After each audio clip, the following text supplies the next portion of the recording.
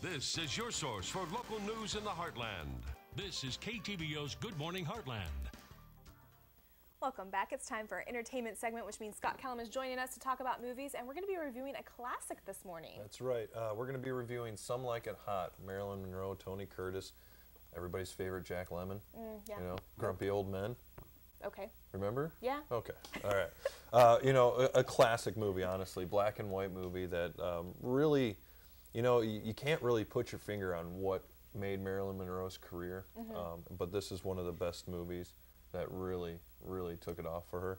You know, you have the 7-Year Itch, and you have all these other movies that she's done, but this was by far one of the best movies I've really seen Marilyn Monroe in. So. Okay, so give us a little synopsis. Basically, Jack Lemmon and Tony Curtis are a bass player and a saxophone player, and they get mixed up in owing people money, and they get caught in a shooting with the mob. They witnessed it, and the mob chases them down. Well, to get away from the mob, they dress as women to go into an all-woman band that makes a trip to Florida, so they kind of escape the mob, but they have to hide out as women, and they both fall in love with Marilyn Monroe's character, who's in the band. So they kind of go back and forth trying to compete for Marilyn's love.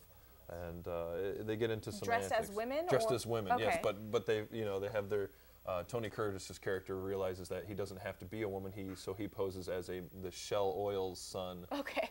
So he kind of jumps between playing the woman character and playing the millionaire character. So yeah, it's a great movie, a classic for comedy on both ends. And so who's gonna like this movie? You know, this movie, if you haven't seen a comedy like this, or you like older comedy, it's going to be a movie for you. If you haven't seen and you like black and white movies and you've never experienced Marilyn Monroe, you're going to love this movie. Because the beautiful thing about Marilyn Monroe, and I think we've lost that now, is Marilyn Monroe was the model for sex appeal back in the day. Right. Marilyn Monroe was a completely different character, our shape and form and sex appeal than we see in women now, and our society's kind of gone away from that. I don't really understand why.